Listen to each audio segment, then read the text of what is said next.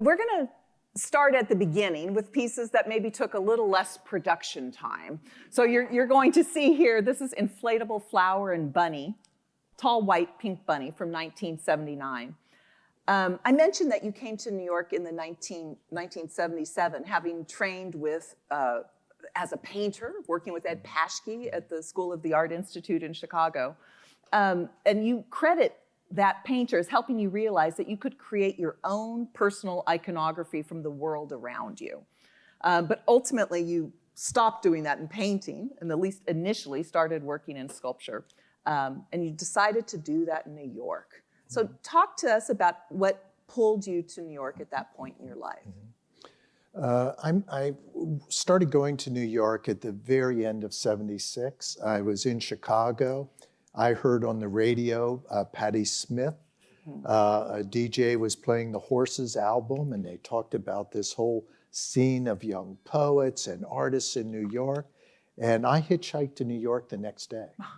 And I met some friends of friends. I was in Chicago at the time, but some people were friends with David Byrne and the Talking Heads, so I met David the next day when I arrived. And I stayed for about 2 weeks, and then I planned to come back, and that's what I did. I organized everything, all my belongings that were in Chicago, and I moved the 1st of January. This work was one of the earliest pieces that you made, and I'm going to go ahead and try to advance the slide to the second piece, and I like the idea of comparing them. I had read a quote about your then dealer, Mary Boone, who talked about when she met you in your apartment and it was covered with these mirrors, you know, glued to the wall and the inflatable animals, and that it was this sort of chaotic apartment, which is not necessarily depicted when we see them cleaned up in the museum. So I'm wondering if you can talk about the early work and even the difference from the inflatables to this vacuum cleaner. There was a change that took place, but I started to work with inflatables and store-bought objects, the inflatable rabbit and the flower. You know, I just bought those in a store, and the mirrors that they'd be placed on were, I would buy at a hardware store. They were for home decor, and I would just make these setups. But I loved how it depended on you, the viewer, that when you would walk around, the reflection would change. Everything was dependent on you, and there was a different aspect of time. And I loved the thrill also of the colors that would be in these pieces. So there's a minimalism. Of course, I'm paying a lot of homage to Smithson and, you know, artists at the time. I think Robert Morris, different minimalist artists. But I was also coming in with the kind of a charge of color and a sense of feelings. So I wanted to contribute to the ready-made kind of ideas. And working at MoMA, I would always, you know, look at the different departments. I would go to the architecture design department, and I started to realize that I could display objects for their newness. And I thought they were like, you know, if you look at paintings, early Christian paintings, almost like an eternal virgin, where these objects can, you know, maintain their newness kind of, and, you know, kind of like an internal situation where an object not being used has its most integrity. And of course, as an individual, we have to participate for our integrity. Both the inflatable and the vacuum cleaner are breathing. They rely on breath, and this continues to be a theme in my work. Not breath, but maybe. I mean, in this piece we see, which is a well-known piece of yours with the basketball. Can you talk about this one for us? I ended up making quite a few vacuum cleaner pieces. And I was showing these works as an ultimate state of being, this kind of gestalt that we have as biological identities against things that are inorganic. And like, who's really better prepared to survive? And that was really kind of at the core of the new. But I wanted my work to go more biological. And I was tired of cleaning these cases and keeping everything new and pristine. And so I thought, well, I'll go more analytical. And so I ended up thinking, oh, I'll just put a basketball, which is kind of more of a masculine image than the vacuum cleaner. And that it will be another ultimate state of being, but it'll deal with equilibrium. And I've always loved philosophy, and philosophy is really, I think, very interwoven at the core of my work. So this is a one-ball total equilibrium tank, so all the forces are equal. The ball is too light to sink to the bottom, but it's too heavy to go to the top. And I worked with Dr. Richard P. Feynman, the Nobel Prize winner. He was in California at the time that I would call him up. And of course, I would tell him I wanted to create permanent equilibrium. He'd say, you can do it. And I'd say, but I want to do it in the confines of an aquarium. And he'd say, you can do it. And I would say, but I want it really pure. I want it to be very womb-like. You could do it. But so he really pushed me, and he pushed me to learn about physics and how to try to achieve it. I realized that I could not within the means that I wanted to, but I learned what the most compressible liquid would be, which silicon oil, and the silicon would not create the density gradient enough to have this basketball float. So I ended up accepting that it wouldn't be permanent equilibrium. These tanks last for about 3-4 months, even though I try to remove all the vibration and everything, but eventually it'll go out of equilibrium. But the whole message, though, there isn't an ultimate state of being. I mean, it's about going for it in life. So everything else that was in that exhibition, the Nike posters, the bronzes, everything that went along with it, the tools for equilibrium, it was really about going for it. There is no ultimate state other than the pursuit. But this piece makes us feel there perhaps is, right? I mean, as opposed to other works in that series, if we think about, there was a life raft, an inflatable life raft made out of bronze, which suggests that it wouldn't float. Yeah. But this I mean, do you see a difference between those pieces? I always thought of, I wanted the viewer to look at a work like Equilibrium Tank and desire it. And then the tools for equilibrium would be like a bronze aqualung or a bronze snorkel. And these things would take you down, right, and they would drown you or chip your teeth. If you find the lifeboat there, you think you find your salvation, but it's going to take you right back down. So the message was really that it's about going for it. You've also mentioned desire, and I think I like this shift between the vinyl, kind of squeaky pink and yellow rabbits that we saw in the earlier work, and this very shiny, slick version of rabbit. Can you talk about the evolution of the bunny? As a young artist, I would always be showing my work in alternative spaces, young galleries on the Lower East Side. But my work ended up getting the attention of Ileana Sonnabend. And Ileana Sonnabend was an incredible dealer. She and her husband at one time, Leo Castelli, really have influenced the Western art world, the way we perceive contemporary art. Ileana would bring European artists to America, and Leo would send the American artists to Paris, where she would keep her gallery. And she brought the Art Depauvre artists, the German artists to New York, just an incredible dealer. So when I went with Ileana, I realized that she was showing my work to a whole new audience that didn't know my history of working with ready-made objects. So I made a body of work called Statuary, and one of the objects in Statuary was the rabbit. And it's making reference back to that first rabbit that we looked at, of my involvement with ready-mades. And in the Statuary series, I tried to show how art is used throughout history. And it could be an example of art as fantasy or art as romance. I created different pieces, and I thought of the rabbit as a fantasy.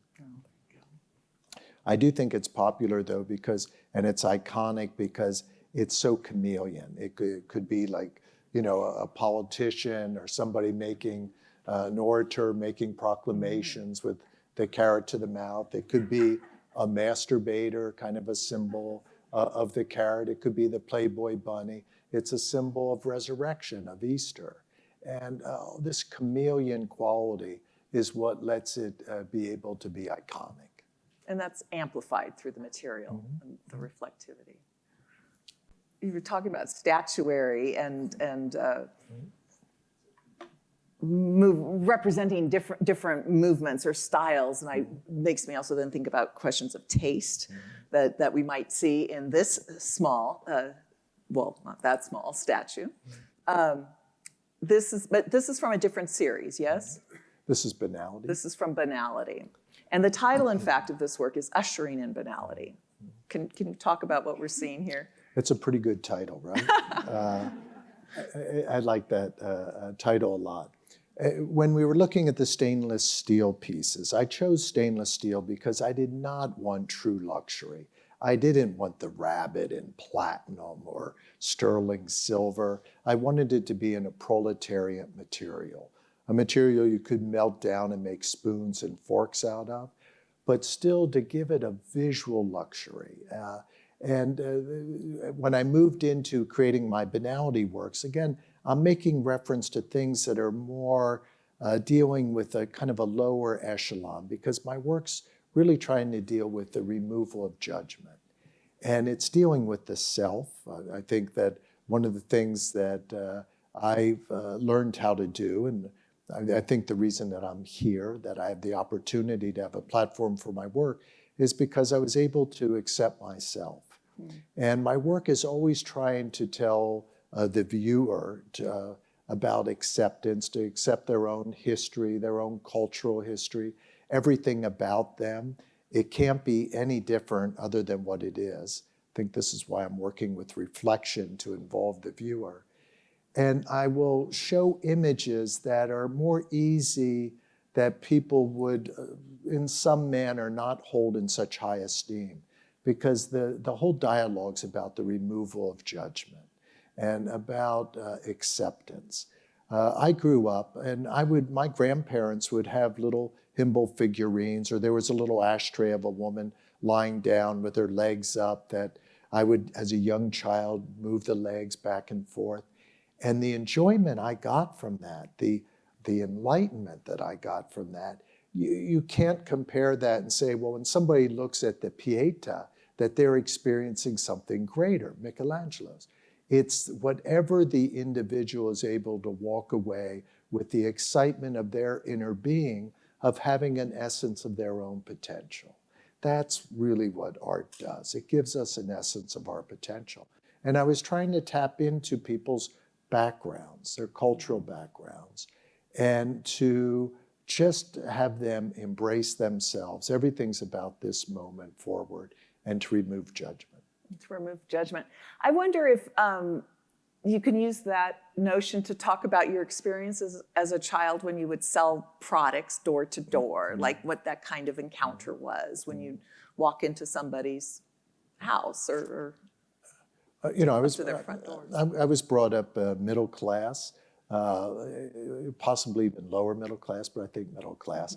My family, my father was doing very well, though, with his decorating business, and I always felt this sense of mobility. I'm really grateful to my parents for that, because I always felt that our future, it was always better. And my parents would always do things that my sister and I would have, vacations and enjoy things, find exciting things. And a lot of these opportunities are in my work. We'd go to marine land in Florida or something. I'd see dolphins jump out of the air. So I have dolphins in my work today. When I was younger, I was brought up to be self-reliant. So I would go door to door. I would sell gift wrapping paper. I would sell cards. I would sell chocolates. And my mother would drive our car. I'd have boxes in the back of the trunk. I'd get out. I'd walk a couple blocks around. She would follow or meet me. I'll be 3 blocks down here and meet you. But the experience, I never knew who was going to open the door. And I didn't know if they would open the door, what odors would come out of the home. I didn't know what they were going to look like, if they would invite me in, if the furniture would have plastic on it, if they had shag carpet. And so this interaction with people, I think, is when I started to understand acceptance and enjoy practicing it. And you know, what I've learned as an artist, as a human being, and in philosophy, is that it's really about accepting the self. Once you learn how to accept yourself, then you automatically have the power to go outside of yourself. I always like to reference John Dewey, so you have to forgive me, because John Dewey in The Art of Experience will talk about communication and art. If you look at it in the most simple level, it'd be a single cell organism being affected by the external environment, and then in return, it affecting the external environment. That's true communication. And that's how art works. That's how empowerment works. And everything can either be at your disposal and be an empowering you, because if you accept everything, everything is in dialogue. There's nothing keeping you back from an interaction with it. But if you make judgment, it's discriminating. And you're just building barrier upon barrier between yourself in the environment, and you're disempowering yourself. The art historian Robert Storr had a quote about your work saying that one should not be smugly sure of one's own taste to the point of denying the possibility of other tastes, which I think is apt for what you're talking about. And yet I think that's part of what can affect people when they look at your work and when they're puzzled by things. What is one's relationship to the image being depicted? In this case, now we're looking at Michael Jackson and bubbles. Talk about that. But I'll also mention that you've talked about ready-mades and pulling things from the real world, but you're also altering them, right? I mean, we've seen that with the rabbit going from the inflatable to the stainless steel. And this sculpture, am I right that it's from a photograph, from a publicity photograph? There have been different times where I've really relied on ready-made objects where, you know, I will mold them, I'll photograph them today, I'll scan them, and I'll work with a direct ready-made or manipulate in some form. But there was a certain period where I realized, I created a work called Kip and Curl in 1987. And in making the work, it was a fiasco when they pulled this ready-made, large public sculpture that I made of a man with a kip on his back, which is a basket that you go to market with. They banged it up against the wall to knock off the ceramic shell, and they deformed it. And because of that, I was given this, I was told that either you pull out of this exhibition, this Munster show, very important exhibition, or I, would have to give it radical plastic surgery and morally go against everything that I tried to preserve in my art, that maintaining every aspect, all the integrity of the original object, and I didn't want to give anything up. And I decided to go with the radical plastic surgery because I realized that I never cared about these objects, and I don't today at all. I care about people. I care about the viewer, and they're the ready-made. That's what's important. The objects are just objects. It's what you can instill, what you can inspire. If you can give the essence to that person of their potential, that's what's important to me. So my work has never really completely been dealing with the ready-made exactly in the same way that I did, maybe back in the 80s. I freed myself so that I could be more direct to the viewer. Steve Jobs, of course, when you learn about his father teaching him when they're in the backyard painting a fence, in Walter Isaacson's book, Steve Jobs will say his father taught him that the backside of the fence is as important as the front side of the fence because of the neighbor. And so that's how my early work was. I would spend all this attention on every little minute detail of an object, because I never wanted a viewer to look at it and feel let down. And I still do that with my work, but I just realized that I didn't care about that object. I didn't need to maintain the integrity of that object. I had to communicate to the viewer that I cared about them, that I respected them, but that the dialogue is really about people, not objects. Not that you had to make a certain exacting object, although your objects are exacting. Yeah. And I'm back to, again, like the Steve Jobs thing is when you look at inside the computer or inside the phone or all this attention, it's for the viewer, it's for us, it's for us to enjoy that object, I just put puppy up on the screen and shift from inside to out, from these, hard cast and carved sculptures to this kind of sculptural landscape, if you will. We've seen puppy installed in various locations. This is at a Schloss in Germany, I believe. Mm-hmm. Talk to us about this piece, which somehow is 30 years old. Mm-hmm. I've made different bodies of work, and I will jump from one body to another body, and I'll work on it very intensely for a couple years and then shift. And I just finished my Made in Heaven work, and I got attacked for my Made in Heaven work. And I wanted to try to show really what my intentions were. And Made in Heaven was the series that you made with your then wife that dealt with sexuality and included pornographic imagery. And it was rendered both in graphic works and marble and glass. And its explicit nature prompted, I'm sure, additional controversy. Made in Heaven. And I went from my Banality work to Made in Heaven, and I was dealing with, again, this aspect of acceptance and the removal of judgment. And so I was, in the Made in Heaven, I was really kind of going directly to the body, that a lot of guilt and shame is felt about the body. But so I wanted to make another work that would really be dealing with these kind of very Baroque aspects of polarities of, if you go into a Baroque church, you'll have, life's energy being there within, animals and flowers and all these ways of entering the eternal along with this very ethereal way. Or you'll have, kind of geometric forms against curved forms. Many different types of polarities are taking place. But the basis of a piece like Puppy, I think, is whether you want to serve or be served. And it's like coming home and you have a dog, you come home and it's like, oh, how you doing? And you rub its belly. Or you come home to your pet and it's kind of like, where's my paper? It's you want your dog to do something for you.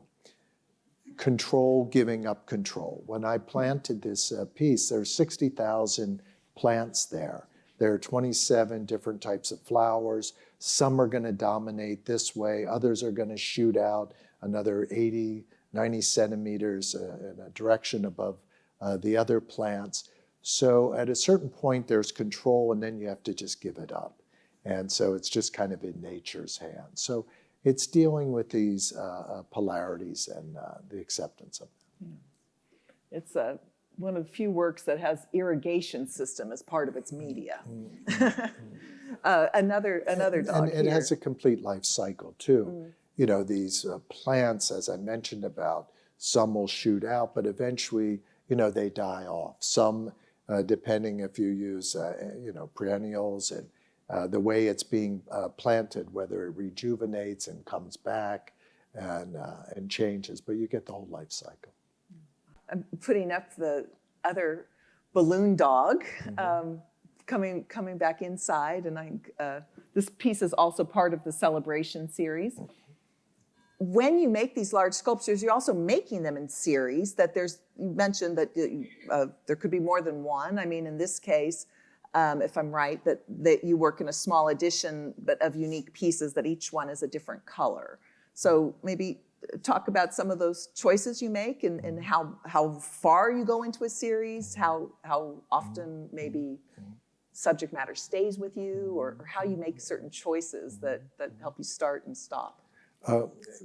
I made 5 different versions. So within the celebration series, each object will be unique, but within its colored version. So this happens to be at the Broad, but there will be a red one, a magenta one, a yellow one, and also an orange one.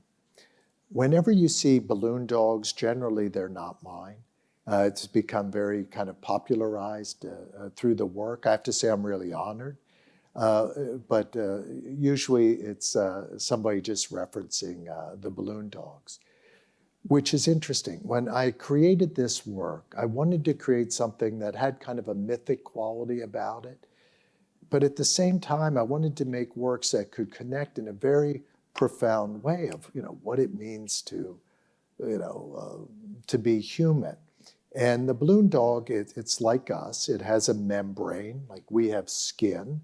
It has skins. It's like a lot of my earlier works, it's a balloon. Like when we take a deep breath and we inflate, it's inflated. And because I've transformed it out of the kind of vinyl membrane it would be in, it's permanently in this very optimistic position of being fresh, like taking a deep breath. But in the back of our minds and in our biological memory, I think it taps into that we can remember maybe the essence of looking at our kill. And maybe you're hunting and you look down after a day or so and you realize that the intestines are starting to expand, or that the stomach's expanding. And in primitive times, prehistoric times, you could think, well, I could make something with that. And you make a little object, you make a little balloon dog, and before you know it, you're having rituals around this object. And that's always really how I envision this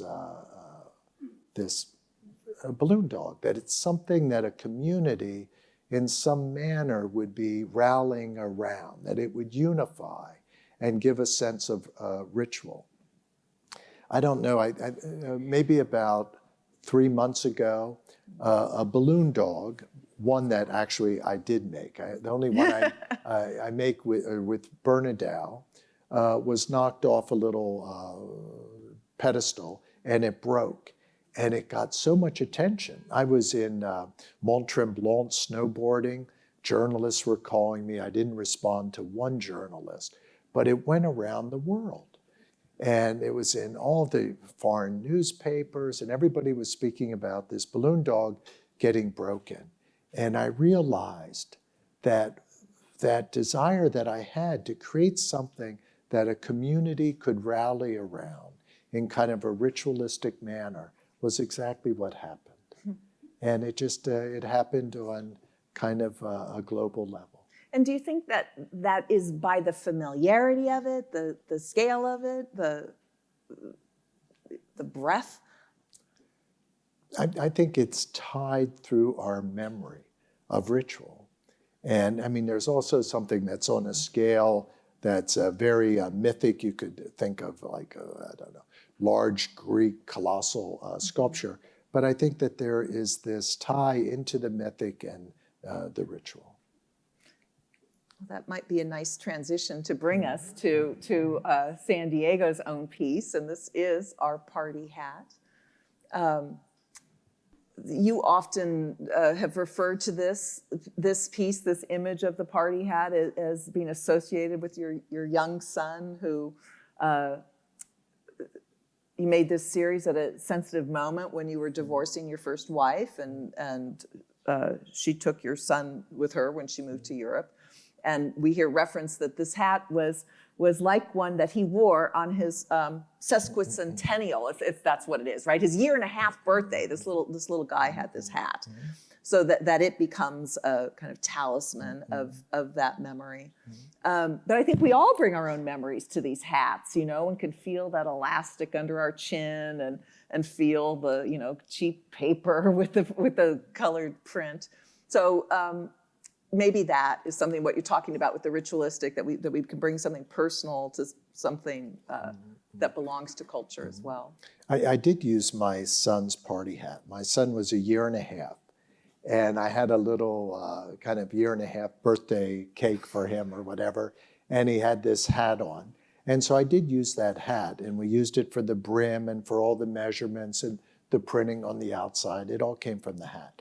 But, that's, that is part of a narrative that's kind of a springboard to a certain degree for me to also take the work into a larger arena, because it's not just about myself, it's not just about my son, but it's about creating something that, depicts time in a way. So the whole celebration series is depicting kind of a calendar year. You would have the hanging heart. That could possibly, maybe that's Valentine's Day. You would have the party hat. Maybe that's a birthday. You would have tulips. Maybe that's the beginning of spring. There was the painting with the large bread with egg. Maybe that's Easter.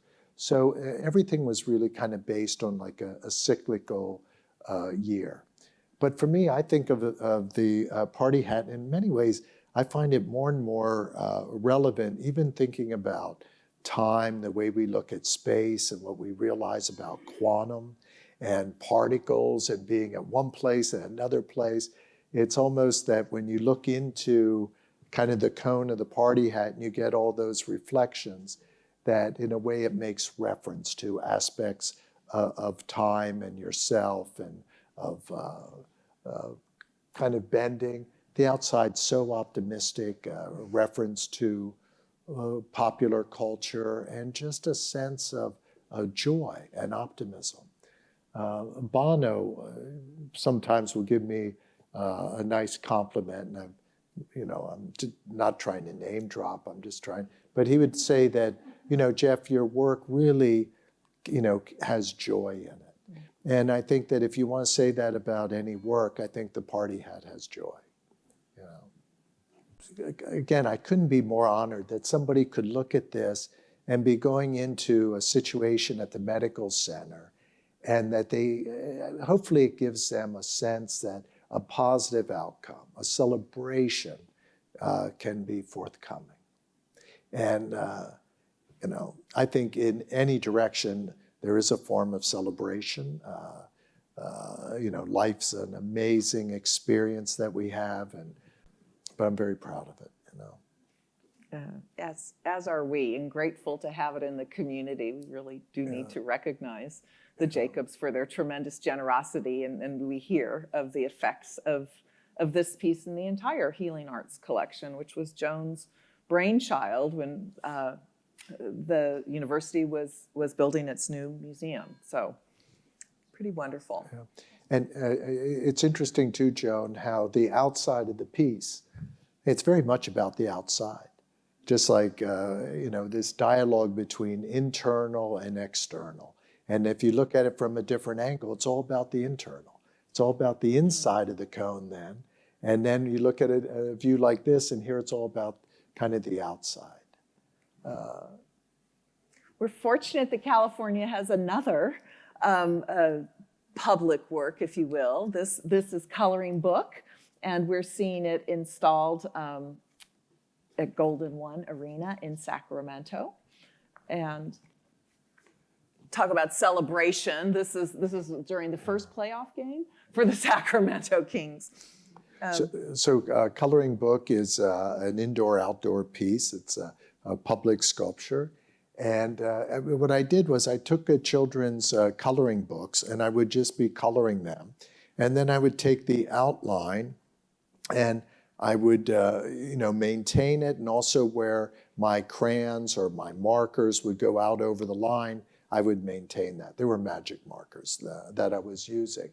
And these were all of Piglet, and from Winnie the Pooh. And it was Piglet with his, he had to have a shovel and this image. And I was using that as that kind of source. I liked the kind of thinness of the piece. I was trying to have a dialogue with with both Picasso and Lichtenstein, how they dealt with kind of 2D, 3D works. And I always admired those works, and I was trying to have something in dialogue with their work. No, and it's quite different for being flat when you've talked at the hat about having that inside and outside. But you did begin as a painter, you know, and you continue to paint. And so I'm bringing forward this piece from 2000 called Lips, which I think we've seen as a stunning artwork and see this kind of collaging sensibility. We've also seen it adapted into fashion as a dress that Stella McCartney designed. Talk us through some of the imagery we're seeing here. You know, I've always have thought very two-dimensionally also. So generally when I make a body of work, I will have works that are also on the wall. I'll make paintings or something that's related to it. An Equilibrium series, I did the Nike posters, or in Luxury Degradation, I made the machine-made paintings. But I'm always making paintings.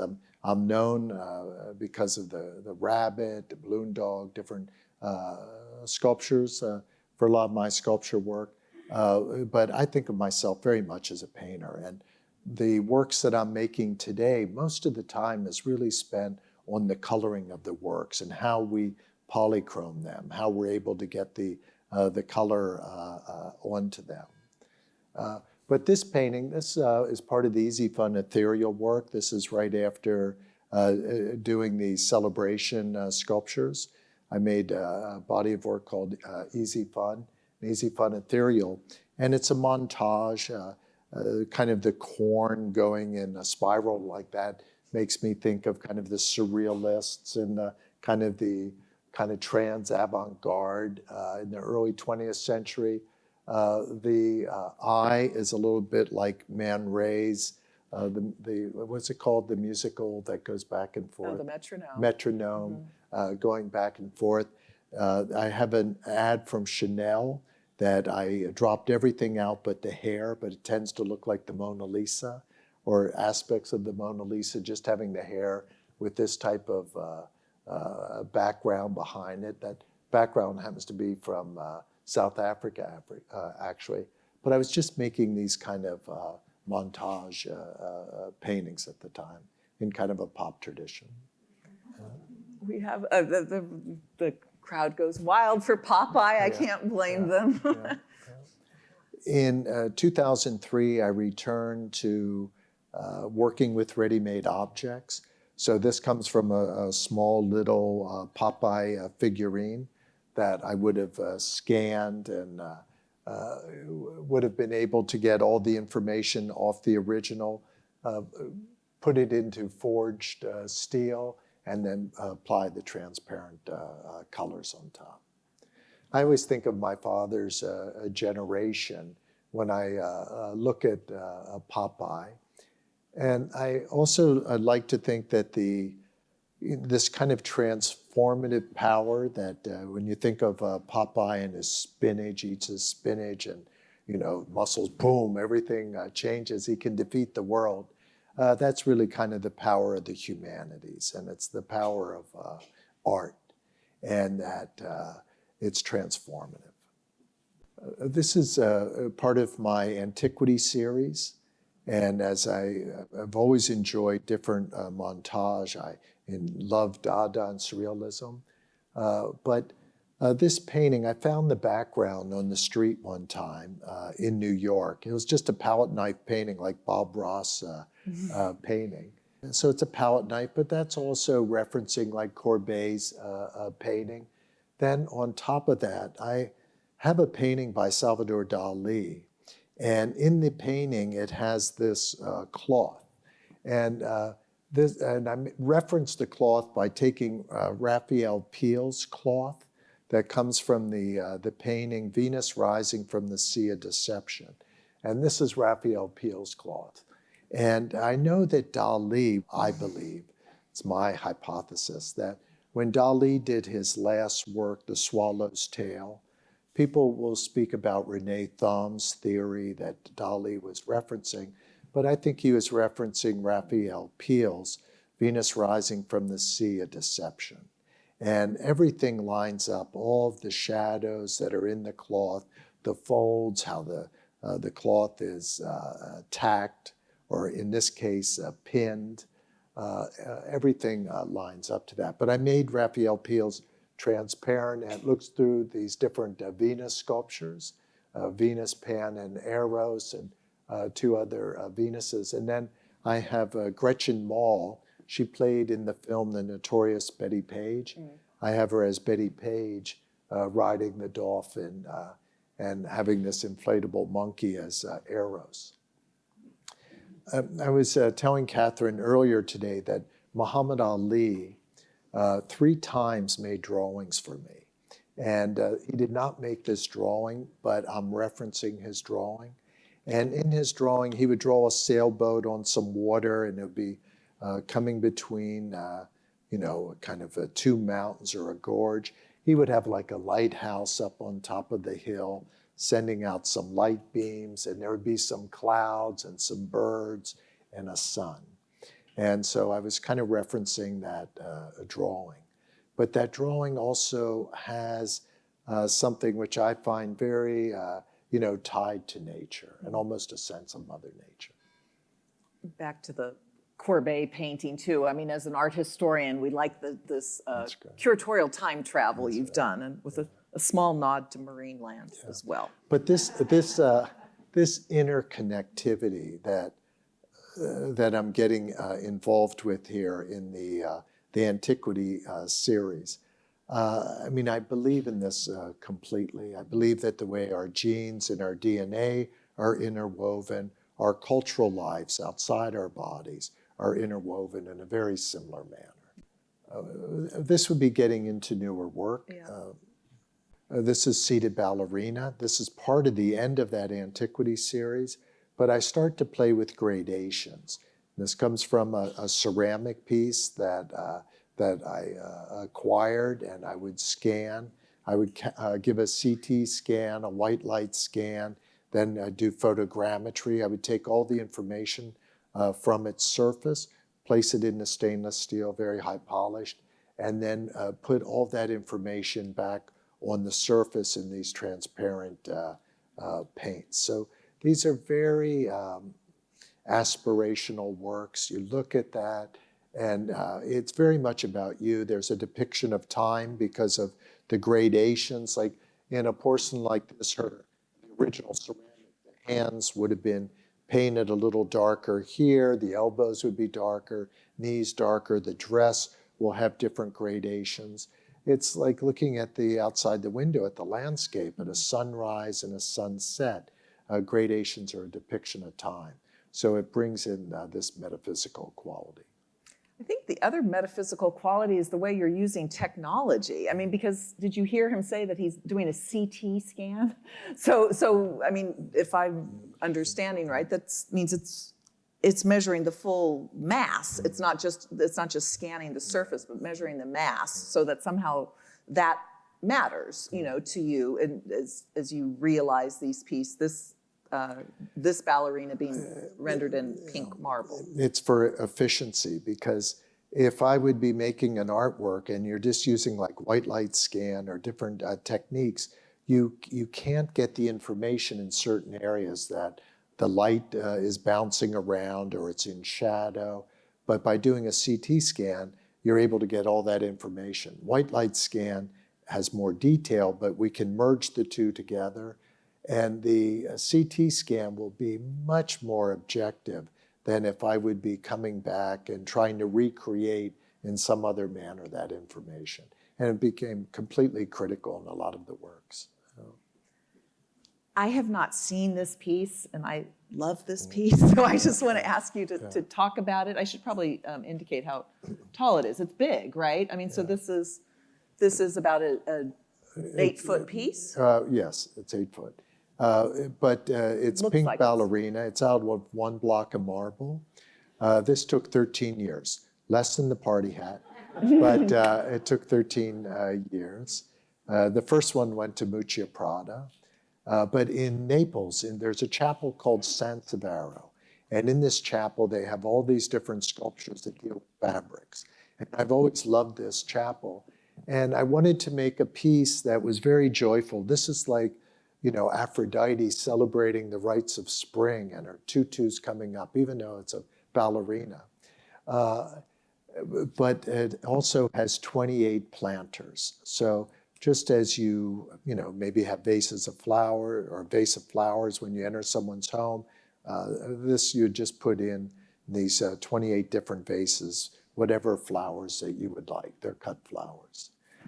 So you're understanding that the red are fresh flowers embedded into the sculpture. But that was all milled, out of the marble, all milled. So the lace work, it's not like when the Renaissance time of having a drill and just coming in and drilling these holes, but all that original tension within the lace that was made in the original little porcelain. It was only a 5-inch porcelain piece, but they would take lace and dip it into porcelain slip, and then put it there. It would burn out.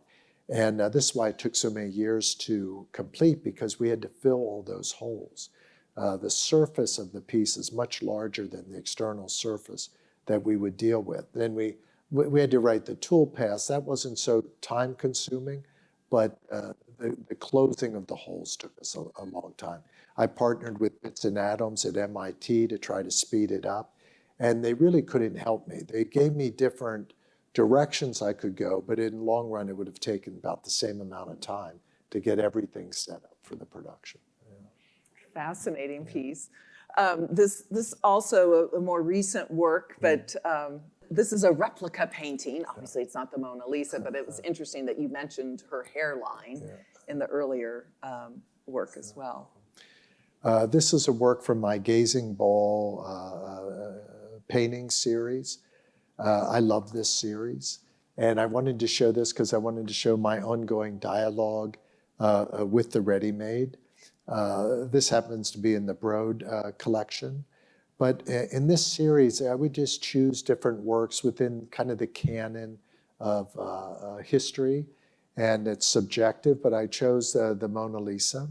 And I would then take all the information that I could get on it to make as exacting a replica as it is possible without any dimension, to really pay homage to the artist, in this case Leonardo. So every little crack is painted, every little chip of the painting. There's actually a little tiny orange dot of pigment that's at the very top that Leonardo put in there. But in doing this, I'm paying homage to the artist. But then the Gazing Ball is really functioning like a rabbit's hole in a way. It reflects you, the viewer. It lets you know that it's really about your experience. But the painting is also being reflected into the Gazing Ball. And that's how you kind of enter into it. And now you're really in the time of Leonardo, and you're in the humanism of Leonardo. And Leonardo giving it up to the people that inspire him. And Leonardo's always referencing people like Verrocchio or Hans Holbein and Uccello, Masaccio. The way we're able to transcend in life is to find something greater than ourselves. And so this kind of inner connectivity again. And it's endless. It's really what binds us together, and how art does let us change who we are, does let us change our genes and our DNA. I'm friends with Eric Kandel, and the neuroscientist, Nobel Prize winner. And Eric would tell me that momentarily we can change. When you look at something, your genes and your DNA, they're changing, but we're not able to prove that it's something that can be permanent. But I think all of us, we're example as people that we're able to permanently change our being and affect our genes. I'm mindful of time. I know we started late, but I do have just two more photos. If we can move through these. This is a piece that I made as a gift to Paris. I was invited by Ambassador Hartley at the time, back in 2000, I think it was 17, when she invited me to make a gift from the American people to the French people.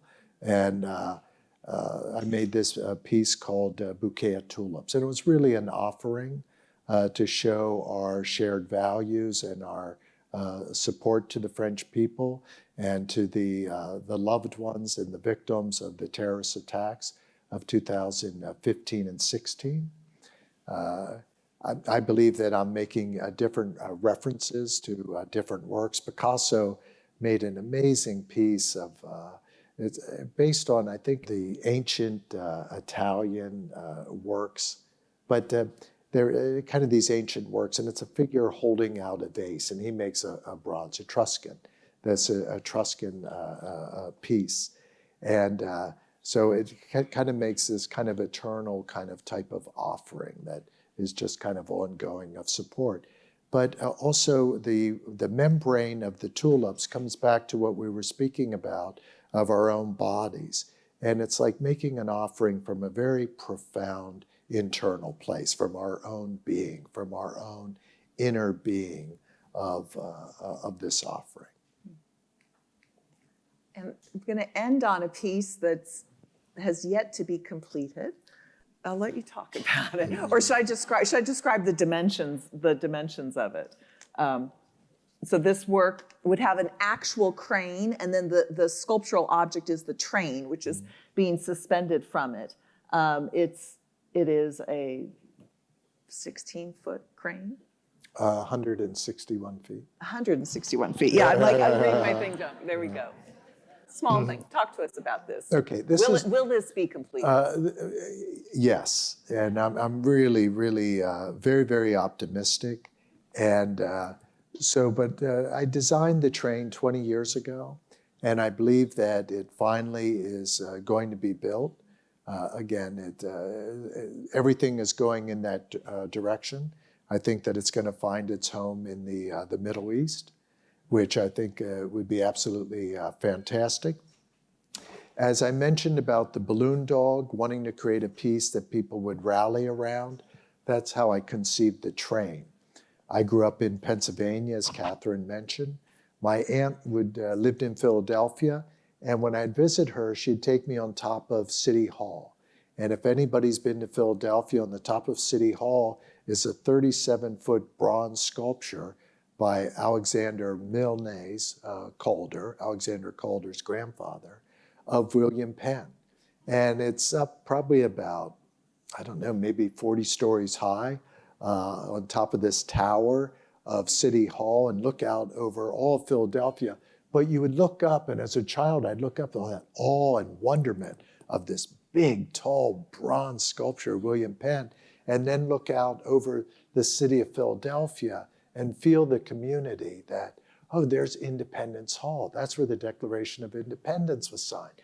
Betsy Ross made the flag over there, and Benjamin Franklin's home over there. But this sense of awe and wonderment of the self, and at the same time, the community gathering around. So the train will do everything a real train does. It's only a replica. It's not a real train, but it does it in a time that's in a faster time. A real train, it takes 8 hours, the steam locomotive, to gain enough power to pull out of a station. If before a museum opens, in the middle of the day, and when the museum closes, the train will perform. And if you're sitting there, maybe 30 minutes before the performance, you may start to see on the firebox to see light kind of flickering, that something's getting hot. Maybe 15 minutes later, you hear a valve change and you start to see a little steam leaking. And then at performance time, you'll hear a ding, ding, ding, ding, ding, ding, the bell will ring, the light will come on, and then